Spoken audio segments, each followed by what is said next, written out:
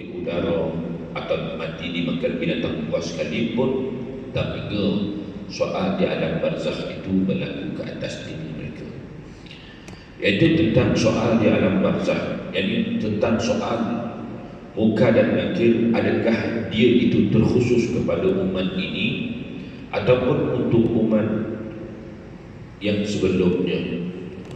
Artinya apa? Sebab di dalam soal di alam barzakh Nabi sebut antara soal yang ditanya yang berlaku ke atas roh itu ialah marrabbuka, siapakah Tuhan kamu, madinuka, apakah agama kamu, wa ma qiblatuka, apakah direction kamu. Dan di antaranya ditanyakan, man huwa ar-rajul alladhi bu'itha fikum, man huwa ar-rajul, siapakah lelaki ini, alladhi bu'itha fikum, yang mana risalahnya disampaikan kepada kamu, yang mana dia ni dibangkitkan dan di mana risalahnya sampai kepada kamu ni. Siapa lelaki ini? Maka ditunjukkan rupa Nabi SAW. Maka ini menjadi khilaf di kalangan para ulama.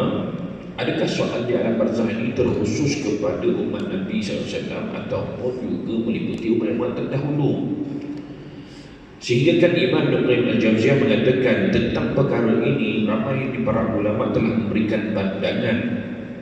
Telah berkata Abu Abdullah bin At-Tirmizi, Abu Abdullah At-Tirmizi mengatakan bahawa hanya soal bagi si mayat itu adalah khusus bagi umat ini, yakni umat Nabi SAW. Sebab umat-umat yang sebelumnya, para rasul telah mendatangi mereka sendiri dengan perutusan Allah.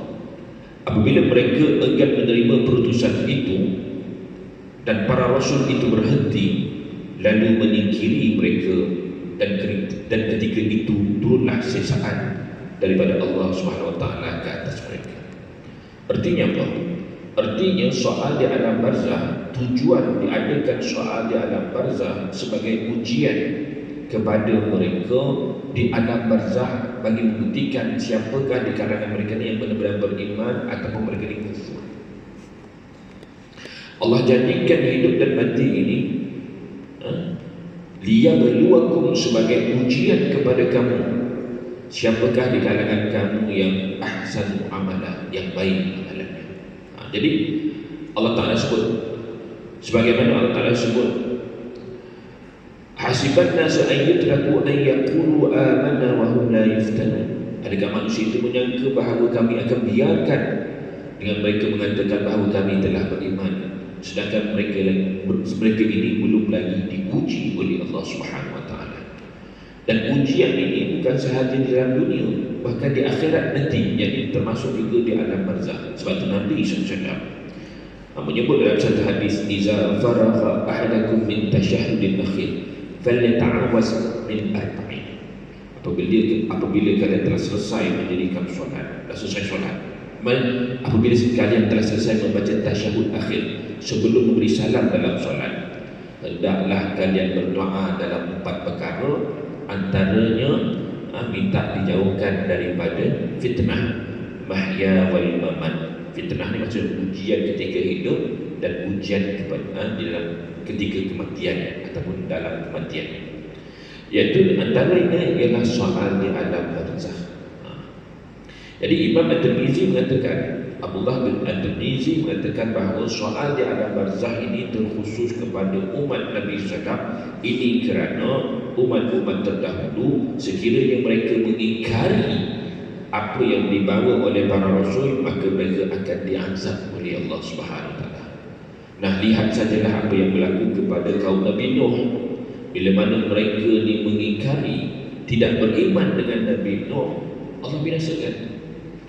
Dan kisah Nabi Nuh alaihi salam ini bukan sahaja tidak beriman, tidak percaya, ataupun bukan sahaja beriman ataupun tidak, tetapi dia mesti ambil satu keputusan, iaitu menaiki di atas bahtera. Ada orang dia percaya je betul, tapi bila time untuk mengambil kata putus, jadi naik ke atas bahtera, mungkin tak berani. Sebab siapa yang tak naik bahtera binasa semua. Jadi keputusan untuk bertindak Ada orang percaya dan bertindaknya tidak. Ini bertindak. Jadi bukan sahaja beriman kepada Nabi Nuh lalu bertindak mengikut Nabi Nuh, naik bahtera. Itu keputusannya. Bukan sekadar percaya tapi bertindaknya tidak. Tak. Ini kena bertindak, naik atas bahtera. Kalau tidak, binasa.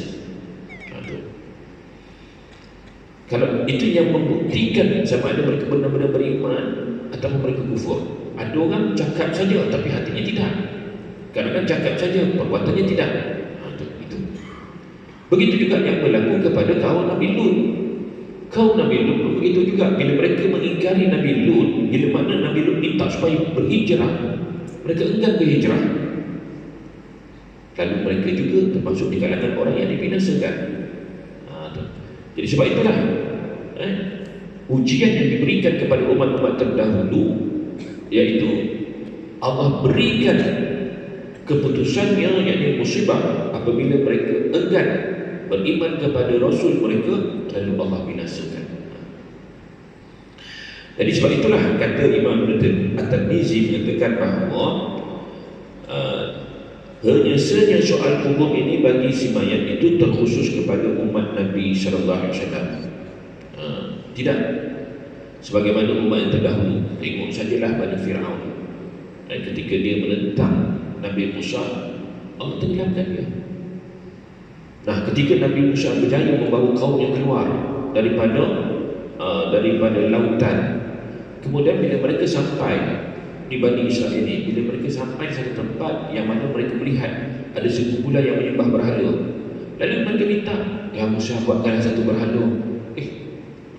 Walhal Allah Ta'ala telah selamatkan mereka daripada lautan tadi, lalu minta supaya dibuatkan berhala, kami boleh sembah, nampak Tuhan dengan mata kepala. Lalu Nabi Musa kata apa? Minta kepada Allah Ta'ala agar Allah Ta'ala turunkan satu kitab, yang mana kitab ini akan diwarisi oleh Bani Israel. Bila mana Allah mewafatkan baginda nanti, maka Bani Israel ini akan terpadu dengan kitab tersebut, yakni kitab Taurat. Lalu ketika bila mana Allah Ta'ala panggil Nabi Musa di suatu tempat di Tursina, di puncak bukit, 30 hari Allah menceritakan kepada Nabi Musa peristiwa-peristiwa yang akan datang. Bukan saja peristiwa yang tepat, tapi peristiwa akan datang. Bahkan Allah ceritakan bahawa Allah berikan kepada Bani Israel ini sebuah negara. Allah janjikan kepada mereka. Tetapi pada masa yang sama, Allah akan binasakan Bani Israel di negara tersebut, sebagaimana Allah Ta'ala sebut dalam surah Isra, wa qadayna ila bani Israil fil kitab atusduna fil ardi marratain wa la ta'lamun kabira. Telah kami tetapkan kepada Bani Israel dalam kitab, yakni kitab Taurat, bahawa bumi mereka akan dibinasakan di bumi tersebut, di bumi Palestin. Jadi nak ceritakan bahawa Allah Ta'ala ceritalah kepada Nabi Musa, dan hari terakhir ketika Allah nak bagi yang kitab tu, lalu Allah tambahkan 10 hari, jadinya 30 hari. Tapi hari yang ke-30 tu Allah tambahkan lagi 10 hari.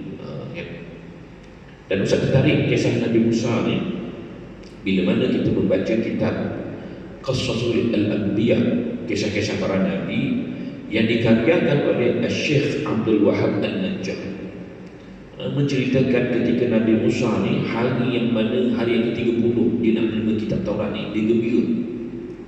Maklumlah dia berpuasa, kemudian hari yang terakhir itu ketika nak bertemu, nak menerima kitab Taurat, lalu dia mengambil nabatnya jenis tumbuh-tumbuhan lah, rihil misk minan nabat. Misk ini jenis wangian, tak tahulah jenis, sebab kitab tak sebut pokok apakah yang beliau makan. Barangkali mungkin pudina lah kot, sebab di Mesir ni banyak pudina pun banyak, pun banyak. Lalu dia ambil daun tu, dia kunyah-kunyah. Lalu datang malaikat Jibril. Malaikat Jibril kata, tadi aku terbaru satu bauan yang wangi, tiba-tiba bauan itu hilang. Ini disebut dalam kitab tadi Qasasul Anbiya yang dikaryakan oleh Syekh Abdul Wahab.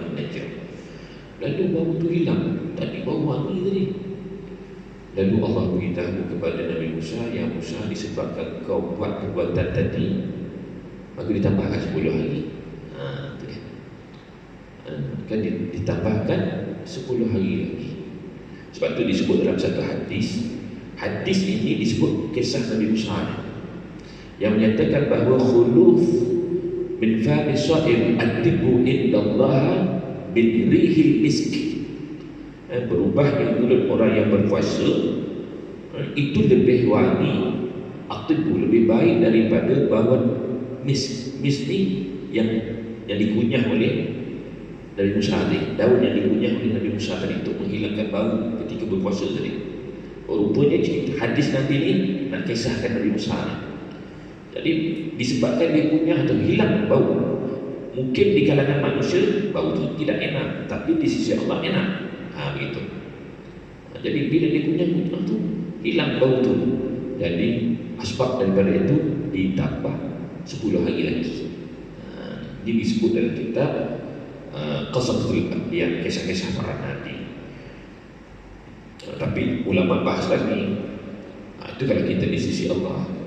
Tetapi kita ni, hidup kita ada hubungan kita sesama manusia. Sebab tu di sebahagian pada ulama mengatakan tidak makruh orang yang berpuasa lalu bersiwak. Dan inilah pandangan jumhur. Pandangan jumhur mengatakan bahawa tidak makruh. Yang makruh itu kalau sekiranya dia tidak jumpa dengan orang, itu yang diambil oleh Imam Syafi'i. Nah, jadi balik cerita Nabi Musa tadi. Nabi Musa bila ditambahkan 10 hari pada kaum Nabi Musa itu, apabila mereka menanti-nantikan Nabi Musa tak kunjung tiba, mana Musa? Dia kata, mana Musa? Oh, Musa tak jumpa Tuhan, dia kata. Dia janji balik hari ni bawa kitab, tapi tak ada pun. Lalu mereka kata bahawa Musa tu tak jumpa Tuhan. Lalu sebahagian mereka kata memanglah tak jumpa Tuhan sebab dosa yang kita lakukan. Lalu mereka kata, apa dosa kita? Ketika kita keluar daripada negara Mesir, kita bawa khazanah-khazanah ni, segala emas, segala perhiasan daripada Mesir. Inilah yang menyebabkan Nabi Musa tak jumpa Tuhan. Ini konsep orang lain buat dosa, orang lain yang kena tanggung. Konsep ini tak ada dalam agama. Yang mengajar benda ni Yahudi. Nabi Musa tak jumpa Tuhan sebab dosa yang dibawa. Sebab tu Islam tak ada. Wala taziru waziratun wizra ukhra. Seseorang tidak boleh menanggung dosa orang lain. Dulu ada juga orang kata, kalau seorang tu buat dosa, anak buat dosa, nanti ayah di dalam kubur akan diseksa. Ini konsep sama kan? Walau tak ada. Lepas tu bila kita mengajar bab roh ni, kita nak kena explain banyak. Sebab mereka bercakap sesuatu yang bukan berdasarkan daripada agama. Segala macam Israeliat pun dimasukkan dalam ajaran agama ni. Sebenarnya betul ke Nabi Musa ni tak dapat bertemu dengan Tuhan, tak dapat berbicara dengan Tuhan disebabkan dosa yang mereka lakukan? Tak ada kena-kena pun. Tak ada kena-kena pun. Tetapi Allah tahan Nabi Musa daripada balik pada hari itu ataupun menerima kitab tersebut sebab adanya ujian yang Allah nak berikan kepada Bani Israel dan ditinggalkan oleh Nabi Musa. Itu tujuannya apa? Jadi ditambah lagi 10 hari. Lalu bila mereka kata, dah kita nak buat apa dengan perhiasan ini? Maka dilebur. Akhirnya mereka, perhiasan yang dileburkan tadi dibuat pula patung. Patung anak lembu yang akhirnya mereka sembah.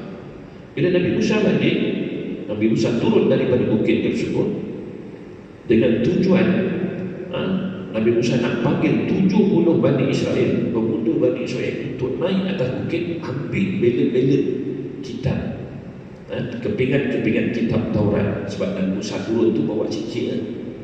Bila dia turun, dia dapati kaum ni sedang menyembah berhala.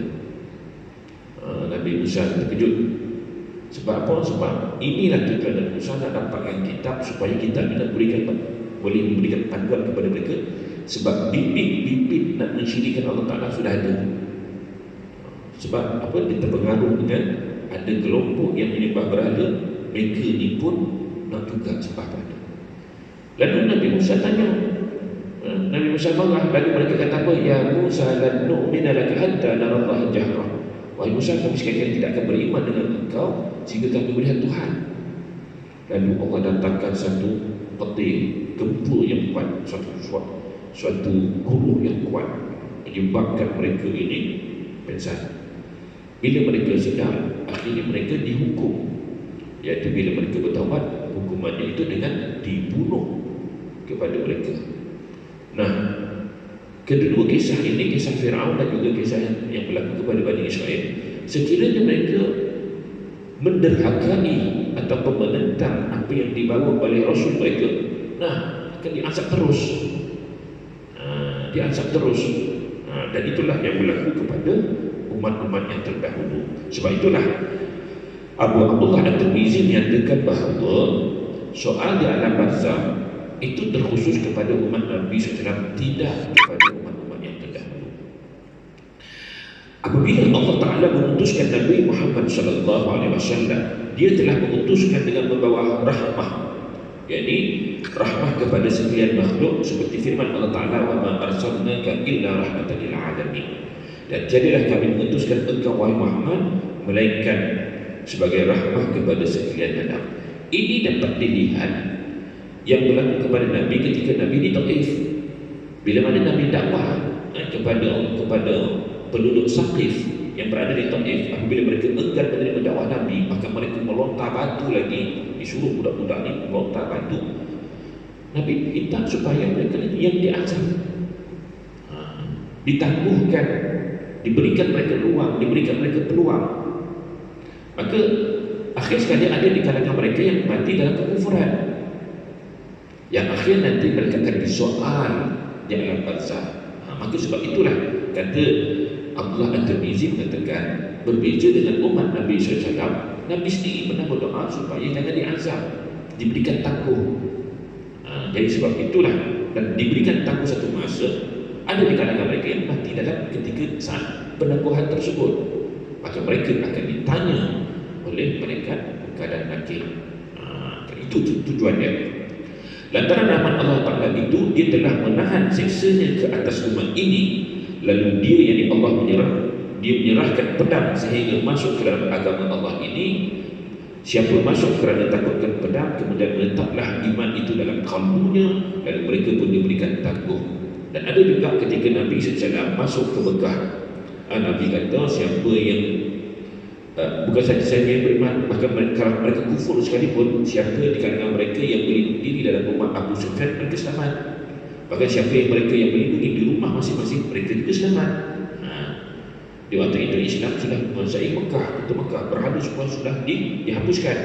Tapi mereka masih lagi dibiarkan siapa di kalangan mereka ini yang memilih untuk tidak memusuhi Nabi walaupun mereka kufur, mereka selamat. Kan? Diberikan satu tempoh. Jadi mereka ini apabila mereka mati, nantinya mereka akan disoal. Dari sinilah timbul pula perkara nifaq, yakni golongan yang munafik. Mereka ini kerana takutkan Islam sudah menguasai, lalu mereka ini berpura-pura kononnya Islam, walhal hati mereka tetap lagi kufur. Dan munafik dalam konteks zaman Nabi itu memang kufur, bukan berbeza pendapat, tapi memang kufur betul. Tengok sajalah apa yang berlaku kepada Nabi SAW dalam peperangan Uhud. Contoh dalam peperangan Uhud, suatu musyawarah telah pun memutuskan bahawa mereka akan berperang di luar kota Mekah, di kota Madinah, iaitu di medan Uhud. Dan mereka keluar dengan 1,000 tentera, dan mereka mengetahui bahawa tentera musuh itu selamat 3,000. Bila mereka keluar, tiba-tiba Abdullah bin Ubay bin Salul menarik tenteranya seramai 200 orang, menjadikan tentera Nabi berkurang lagi daripada 1,000, kurang lagi 200, maknanya lebih kurang 800 lah, itu 700 lebih 800. Tidak cukup dengan 200, mereka menghasut lagi daripada tentera Islam itu dua kabilah. Satu kabilah ataupun satu daripada Bani Salimah, dari golongan Khazraj, dan satu Harithah daripada Auf, supaya jangan pegang lagi, kembali jangan ikut. Maksudnya apa? Maksudnya Allah bin Ubay itu memang nak sabotaj Nabi. Memang nak Nabi ini binasa dalam perangan tersebut. Ini bukan masalah berbeza pendapat. Ini memang dia nak bunuh Nabi. Kekufuran tu. Maknanya memang dia tak beriman pun. Bukan berbeza-beza pendapat. Ini memang dia nak sabotaj, nak bunuh Nabi terus. Jadi sebab itulah apa yang dilakukan oleh Abdullah bin Ubay ini yang katakan munafik ni. Munafik dia memang dia tak beriman langsung. Maka dari sinilah timbul perkara nifaq dari setengah-setengah orang yang berlaku di Madinah, yang ini mereka menyembunyikan kufur dan menzahirkan iman. Dan terbukti apabila bila Nabi SAW balik dengan keadaan Nabi pun luka, 70 orang syahid kerana mempertahankan Nabi, lalu apa mereka kata? Lau indana ma matu wa ma qutilu. Lalu golongan munafik ini termasuklah Yahudi yang berada di Madinah mengatakan bahawa lau indana, dan kalaulah kamu bersama kami di Madinah tak keluar pergi Uhud, ma matu wa ma qutilu, tidaklah ada di kalangan kamu yang mati ataupun terbunuh. Nah, itulah tujuan dia. Kan? Maksudnya orang munafik di zaman Nabi itu memang kufur pun, artinya tak beriman. Kan? Apabila mereka mati terserah kepada perkara mereka itu kepada Tuhan. Nah, golongan-golongan yang munafik yang menentang Nabi, yang memang kufur pun hati mereka, sedikit pun tidak beriman, apabila mereka mati terserah perkara tersebut, terserah kepada mereka, terserah perkara mereka itu kepada Allah. Maka mereka pun dimasukkan ke dalam kubur untuk ditelanjangi rahsia mereka oleh kedua malaikat dengan soal kubur itu untuk membezakan yang buruk dengan yang baik. Jadi maka dibuktikan kepada mereka dengan ditanya kepada mereka, man wa rajul alladhi bu'itsa fikum, siapa lelaki ini? Maka ditunjukkan Nabi SAW siapa lelaki ini yang dia dibangkitkan dan disalahkan sampai kepada kamu. Siapa ni? Ketika itulah Allah meneguhkan orang-orang yang beriman. Kalau orang yang beriman, Allah teguhkan hati mereka agar mereka boleh menjawab. Sebagaimana firman Allah Ta'ala dalam surah Ibrahim, yuthabbitullahu alladhina amanu biqawli thabit fil hayati dunya wa fil akhirah wa yudillullahu zalimin wa yaf'alullahu ma yasha. Artinya yuthabbitullahu alladhina amanu biqawli thabit, Allah meneguhkan kedudukan orang yang beriman dengan perkataan yang teguh fil hayati dunya, ketika mereka hidup di dunia, fil akhirah, bahkan juga di akhirat. Jadi apabila mereka ini disoal oleh malaikat muka dan akhir, kalau dia benar-benar beriman, dia boleh jawab. Bahkan disebut dalam satu hadis ketika Nabi SAW selesai menguburkan satu jenazah, lalu Nabi minta supaya sahabat mendoakan kepada si mayat, kerana sesungguhnya dia sedang disoal, minta supaya Allah berikan keteguhan kepada si mati ini kerana dia sekarang ini sedang disoal. Maka meneguhkan, Allah meneguhkan iman seseorang itu ketika disoal ada dua macam. Satu, memang Allah berikan dia keteguhan. Satu lagi, orang yang hidup mendoakan kepada si mati. Pernah dengar? Tak pernah dengar, tapi dah ada sedar.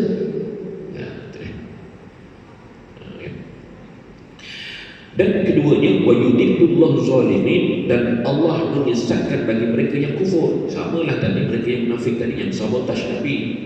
Dan kepada mereka pula wa yaf'alullahu ma yasha, maka mereka ini akan diperlakukan, diazab ke atas mereka ini mengikut apa yang Allah nak. Antaranya ada yang dipukul, dipantai sampai tenggelam. Dalam satu hadis yang lain, Nabi SAW nampak di kalangan mereka dihambat, dipukul hingga terbelah dua pun ada. Bahkan dalam kitab Ibn Qayyim al-Jawziyah ini ada yang dipulas kepala terbalik pun ada. Dan sudah tentulah ada di kalangan ketika Nabi dalam peristiwa Isra wal Mi'raj, dan Nabi nampak di antara mereka ada yang macam-macam diperlakukan, ada yang menghempas kepalanya dengan batu yang besar pecah, sambung balik, ada yang gunting lidah mereka dengan guntingan besi, dan macam-macam lagi. Dan apa yang Nabi nampak itu min ayatina, linuriyahu min ayatina, untuk kami perlihatkan kepada Nabi sebahagian kecil je. Yang Nabi nampak, yang Nabi cerita, yang kita dengar macam-macam, itu sebahagian kecil. Maknanya azab itu lebih banyak daripada apa yang telah diceritakan. Macam-macam tadi kan? Bersesuaian dengan kadar dosa yang mereka lakukan kan? Gitu. Jadi soal di alam barzakh itu bukan sekadar tanya saja, tetapi sekiranya tidak mampu dijawab, itu akan diazab kan? Makanya soalan dia kata marrabbuka itu adalah soalan-soalan pokok, tetapi pada soalan pokok itu banyak lagi soalan. Maka setiap soalan itu kalau tidak boleh dijawab, maka akan diazab. Begitulah. Okey. Jadi itulah yang Allah Taala sebut di dalam, sebagaimana yang disebut dalam surah Al-Ibrahim pada ayat ke-27. Maaf. Namun begitu, kata Imam Ibn Qayyim Al-Jauziyah, ramai juga orang yang menolak pendapat ini. Ada yang katakan tak, bukan soal di alam barzakh ni ditanyakan kepada umat Nabi Muhammad saja.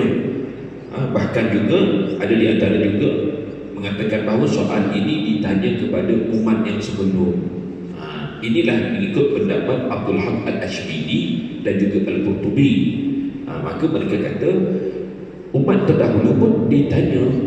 Kalau umat ini ditanya mengenai perihal Nabi SAW, maka umat terdahulu ditanya mengenai Nabi mereka. Sebagaimana yang dinyatakan dalam surah Al-A'raf, "Fala nas'alanna alladhina ursila ilaihim wa la nas'alanna al-mursalin." Dan juga ada yang tak sebut dalam surah Al-Qasas, "Yauma yunadihim fayaqulu madza ujibtumur rasul." Pada hari yang mana Allah menyeru kepada mereka, apa jawapan yang kamu berikan kepada para rasul tersebut. Makanya ketika ditanya di alam barzakh, Allah akan tanya kepada mereka ni tentang nabi-nabi yang diutuskan kepada mereka. Kalau dia umat Nabi Musa, yang akan ditanya itu tentang perihal Nabi Musa. Sebab bukan sahaja mereka ditanya, bahkan juga para nabi juga akan ditanya mengenai pengikut mereka. Itu sebagaimana yang Allah Ta'ala sebut dalam surah Al-Ma'idah pada ayat 109. Kan? Hari yang mana Allah himpunkan para rasul, lalu Allah Ta'ala tanya pada mereka, setiap pengikut mereka itu apa cerita. Dan juga dinyatakan lagi dalam surah Al-A'raf ayat yang ke-6 yang Ustaz bacakan tadi, "Fala nas'alanna alladhina ursila ilaihim wa la nas'alanna al-mursalin." Yang ni lagi nak jelaskan bahawa kedua-duanya ditanya. Pengikut pun ditanya mengenai rasul, dan rasul pun ditanya mengenai pengikut. Jadi sebab itulah Abdul Haq Al-Ashbili dan Al-Qurtubi mengatakan soal di alam barzakh itu bukan terkhusus kepada umat Nabi SAW saja, bahkan juga meliputi umat-umat yang terdahulu. Nah, akhirnya ada dua pandangan. Namun begitu, ada juga ulama yang tak dapat menetapkan pandangan. Dia cenderung kepada pendapat yang kedua, yang mengatakan bahawa soal di alam barzakh itu semua umum. Umat Nabi pun tanya, umat sebelum pun tanya mengenai rasul-rasul mereka. Tetapi yang menjadikan kemusykilan kerana terdapat satu hadis. Ada satu hadis yang Nabi sebut umat ini terkhusus kepada umat Nabi SAW. Ini jadi konflik lagi. Antaranya ialah Abu Umar bin Abdul Bahar. Beliau berkata di dalam hadis Zaid bin Sabit, ini hadis Zaid bin Sabit, bahkan juga ada hadis satu lagi yang diriwayatkan daripada Abu Sa'id Al-Khudri, pun sama juga, hadis yang hampir sama, iaitu bahawasanya baginda telah bersabda, sesungguhnya umat ini, hadil umam, sesungguhnya umat ini akan diuji dalam kubur masing-masing. Makanya riwayat hadis ini memakai perkataan umat ini, hadil umam, yang tentu sudah jelas maksudnya. Lantaran perkara ini tidak dapat dikatakan lebih daripada itu. Maksudnya bila kata umat ini, umat Nabi Muhammad lah. Ini mengikut pendapat Abu Umar bin Abdul Bahar. Dia cenderung pendapat yang kedua tadi, semua umat akan ditanya dari Nabi mereka. Tapi Nabi yang cakap satu khusus, terkhusus pula itu umat ini. Ini macam mana pula? Begitu. Yang ini tidak dapat diputuskan lagi kalau bukan umat-umat yang lain akan diuji. Tak mungkinlah umat lain kan, sebab Nabi sebut umat ini. Nabi SAW telah dikhususkan bagi umat ini, telah bersabda sesungguhnya umat ini akan diuji dalam kubur masing-masing. Baginda juga telah berkata, telah diwahyukan kepadaku bahawa kamu nanti akan difitnahi dalam kubur-kubur kamu. Kedua-dua berita daripada Nabi SAW ini cukup menunjukkan bahawa pengujian itu khusus bagi umat ini sahaja. Buktinya yang lain, itu yang pertama. Jadi pendapat dia kata barangkali soal dalam kubur ini terkhusus kepada umat Nabi lah, walaupun kita rasa tidak menolak pandangan yang katakan bahawa setiap umat itu akan ditanya di dalam kubur mereka. Bukti yang lain juga, iaitu apa yang dikatakan oleh kedua malaikat dalam kubur itu, apa yang kamu katakan kepada lelaki yang diutuskan kamu. Yani man war rajul alladhi bu'itsa fikum, siapa lelaki ini yang diutuskan kepada kamu, maka ditunjukkan rupa Nabi SAW. Maka orang mukmin akan mengatakan, aku naik saksi. Ini memang ada hadis yang menyebutkan bahawa man war rajul alladhi bu'itsa fikum, lalu orang itu menjawab, asyhadu an la ilaha illallah wahdahu la syarika lah wa asyhadu anna muhammadan abduhu wa rasuluh. Ini jawapan yang disebut dalam hadis. Maka dia jawab, bila ditanya oleh malaikat siapakah lelaki ini, lalu dia terus bersyahadah. Maka bila dia bersyahadah, membuktikan bahawa yang ditanya itu ialah Nabi SAW. Begitu juga dalam sebuah hadis yang lain, pernah Nabi mengatakan bahawa kamu sekalian akan diuji tentang diriku dan kamu akan disoal dalam halku. Ini pendapat daripada Abu Umar bin Abdul Bar. Dah konflik sikit, tuan-tuan pun dah mula gelisah, ni macam mana nak habiskan, tak, dah nak habis nanti pun, nanti usahakan simpulkan sikit, jangan risau. Okey, ini ada lagi pendapat lain mengatakan bahawa ini pendapat penjelasan daripada pengarang kitab. Tidak cerita macam ni, cerita dia gini. Tetap juga pandangan ini terbagi pada dua. Satu yang katakan umat ini pada umat Nabi SAW ditanya. Ada pendapat yang kedua mengatakan bahawa yang ditanya itu semua para Nabi, semua umat. Maknanya kalau umat Nabi Musa ditanya tentang Nabi-Nya, Nabi Ibrahim pun ditanya tentang Nabi Ibrahim. Okay. Ada pun yang dimaksudkan dengan hadisnya Nabi kata umat ini, kata umat ini, itu bukan bererti umat Nabi SAW sahaja, bukan. Ini kerana di dalam Quran maupun hadis, bila disebut hadhil umam, itu bererti bangsa manusia. Okey. Pendapat yang lain mengatakan bahawa semua ini tidaklah menunjukkan bahawa soal kubur itu terkhusus kepada umat ini semata-mata tanpa umat lain. Kerana sesungguhnya perkataan umat ini di dalam hadis itu boleh dimasukkan juga dengan maksud umat manusia. Maksudnya yang ditanya di dalam alam barzakh itu dua bangsa saja, bangsa manusia dan juga bangsa jin. Pernah satu ketika Nabi SAW didatangi, diadu oleh Ummul Mukminin Aisyah. Ummul Mukminin Aisyah kata, tadi ada seorang perempuan Yahudi tua datang beritahu sesungguhnya di alam barzakh ni itu diazab orang sesungguhnya adanya azab di alam barzakh. Maka Ummul Mukminin Aisyah menafikan, kata tak ada. Ada kata tak ada. Lalu perempuan Yahudi tadi balik. Lalu bila Nabi sampai di rumah, bila diajukan persoalan tersebut, Nabi kata sadaqat, benar apa yang dikatakan oleh perempuan Yahudi tadi. Sesungguhnya soal di alam barzakh itu, azab di alam barzakh itu didengari oleh semua makhluk, melainkan dua, manusia dan juga jin. Maka yang dimaksudkan hadil ummah itu ialah bangsa manusia. Okey, faham Buktinya Allah sebut dalam surah Al-An'am, di mana ummah itu merujuk kepada bangsa. Kalau manusia, binatang, burung, itu dipanggil ummah sebab Allah guna kalimat ummah. Contoh surah Al-An'am, wa ma min dabbatin fil ardi wa la ta'irin yatiru bi janayhi illa amsalukum. Tidak ada suatu binatang pun yang melata di bumi dan tiada burung yang terbang dengan kedua sayapnya, melainkan semua itu adalah yakni umat-umat seperti kamu juga.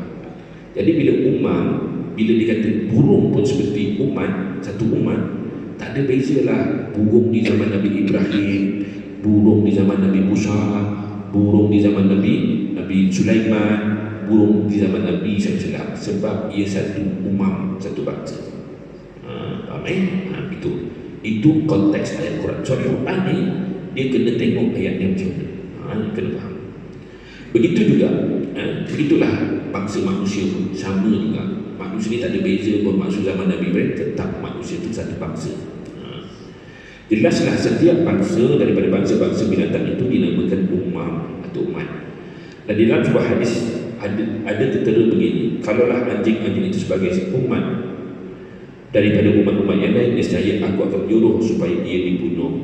Maknanya binatang seperti anjing pun dianggap sebagai suatu umat, kelompok umat. Di dalam satu hadis yang lain disebut kisah seorang yang digigit oleh seekor semut.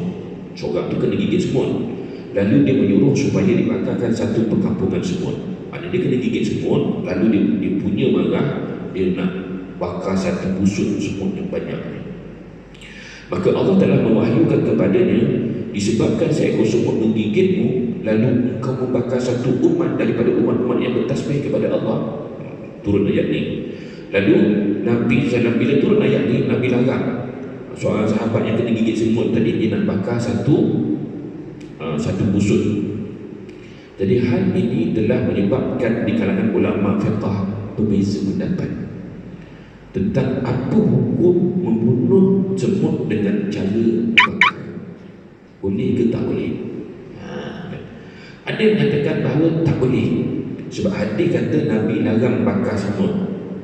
Bakar semut tu tak boleh. Kan?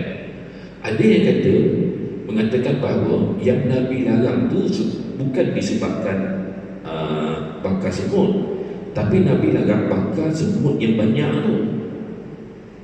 Boleh faham tak? Dia marah, dia kena gigit seekor semut tu, tapi kerana marah dia pergi bakar semut yang lain tu, yang satu kelompok, satu koloni tu dibakar. Jadi Nabi kata jangan bakar. Nabi kata bukan jangan bakar semut yang gigit ni, jangan bakar satu kelompok semut yang banyak. Jadi ada orang melihat jangan bakar semut. Mana semut ni kalau dibakar pun tak mati. Ini bukan masalah bunuh semut ni, semut yang gigit tu. Dia nak ceritakan jangan bakar. Ada yang melihat bahawa yang dimaksudkan Nabi itu jangan bakar semut ni tak mati pun. Satu. Yang kedua, kalau dibakar semut satu kelompok tu, apa yang berlaku, semut ni akan keluar lagi banyak. Dan kebetulan di waktu itu ada kelompok budak sedang bermain. Jadi kalau dibakar, semut takkan mati. Sebaliknya semut ni lagi keluar lagi banyak. Bukan dia kena gigit, yang lain pun menyekat kemudaratan yang lebih besar. Maka Nabi menghalang perkara tersebut. Jadi menghalang supaya tidak akan melarang agar tidak berlaku mudarat yang lebih besar. Faham? Jadi bukan isu yang tentang semut dibakar atau tidak. Jadi ulama khilaf. Ada yang katakan memang tak boleh membakar semut. Yang kedua, melihat kepada musibah yang akan berlaku akibat mereka membakar semut yang banyak. Sedangkan yang dia kena gigit tu seekor semut je. Okey. Jadi nak melihat hadis tu kena melihat latar belakang. Okey. Begitu juga di kalangan ulama tentang mewarnakan ubat. Siapa dah cerita tak? Belum lagi. Dah, yang lepas kan? Tu. Pakaian tu je lah. Pakaian jawapan hari itu. Okay. Meskipun yang dimaksudkan umat ini dalam hadis ini ialah umat Nabi SAW yang baginda diutuskan kepada mereka, namun yang demikian itu tiada dapat dilafikan soal lain dari umat-umat. Mungkin sekali sebutan ini sebagai pemberitahuan kepada umat ini bahawa mereka juga akan disoal dalam kubur-kubur mereka, dan demikian itu tiadalah dikhususkan semata untuk umat sebelum mereka, kerana umat-umat ini dan kemuliaan di atas seluruh umat-umat sebelum. Maksudnya gini, kalau umat Nabi SAW pun ditanya di alam barzakh, sedangkan umat Nabi ini umat yang Allah berikan kemuliaan mengatasi umat-umat yang lain, itu pun ditanya di alam barzakh, apa istimewanya umat-umat yang lain. Itu maksudnya. Jadi kesimpulannya, soal di alam barzakh ini ialah ditanya kepada semua umat. Mereka akan ditanya oleh nabi-nabi mereka, dan akhir sekali nak menunjukkan bahawa istilah umat ini ditanya dalam hadis-hadis Nabi menunjukkan bahawa tidak terkecuali kalau umat Nabi secara pun ditanya, tidak terkecuali juga umat-umat yang lain juga akan ditanya. Jadi itu saja kesimpulan kita. Yang baik datang daripada Allah, yang salah yang silap ada kalimat diri sendiri. Salam maaf. Aku qawli hadza wa astaghfirullah. Bismillahirrahmanirrahim. Alhamdulillahirabbil alamin. Wassalatu wassalamu ala asyrafil anbiya'i wal mursalin wa ala alihi wa sahbihi ajma'in. Allahumma faqihna fid din wa ahlimna ta'wil. Allahumma ij'alna minal ladzina yastami'una al-qawl fayattabi'una ahsanah. Wa sallallahu ala sayyidina Muhammad wa ala alihi wasallam. Walhamdulillahirabbil alamin. Assalamualaikum warahmatullahi wabarakatuh.